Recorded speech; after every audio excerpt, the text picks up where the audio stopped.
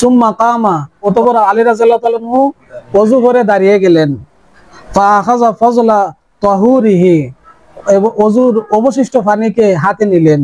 ফা শারিবা বিহি ওয়া হুয়া কাইমুন, ওযুর অবশিষ্ট পানিকে দাঁড়িয়ে দাঁড়িয়ে পান করলেন। কথা বুঝছো? সুম্মা কালা, অতঃপর আলী রাদিয়াল্লাহু তাআলা আনহু বললেন, আহবাবতু আন উরিয়াকুম কাইফা কানা তুহুরু রাসূলিল্লাহি সাল্লাল্লাহু আলাইহি ওয়াসাল্লাম। আমার মনে ইচ্ছা জাগলো যে রাসূল সাল্লাল্লাহু আলাইহি সাল্লাম কিভাবে তাহারত অর্জন করতেন এটা তোমাদেরকে দেখাইতাম, এইজন্য আমি ওযু করে তোমাদেরকে দেখাইলাম। কথা বুঝাইছে? তো ওইখানে আলী রাদিয়াল্লাহু তাআলা আনহু ওযু করার পরে ওযুর অবশিষ্ট পানি দাঁড়িয়ে দাঁড়িয়ে পান করছেন। কথা বুঝছো? এর বিধান কি? ওযুর অবশিষ্ট পানি দাঁড়িয়ে দাঁড়িয়ে পান করার বিধান কি? তো বিধান হইল জমজমের পানি এবং ওযুর অবশিষ্ট পানি দাঁড়িয়ে দাঁড়িয়ে পান করা হইল মুস্তাহাব। কথা বুঝাইছি? অভিজ্ঞতার আলোকে দেখা গেছে যে জমজমের পানি, এইভাবে ওযুর অবশিষ্ট পানি, এইভাবে বৃষ্টির পানি, এগুলো পান করলে অন্তর চক্ষু খুলে। কথা বুঝছো?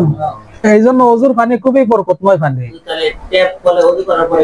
আচ্ছা, এখন যদি ট্যাপ দ্বারা ওযু করে তখন মুস্তাহাব হইল যে হাত দিয়ে 1 চিলু পানি নেয়া, ওটা পান করবে দাঁড়িয়ে দাঁড়িয়ে। কথা বুঝছো?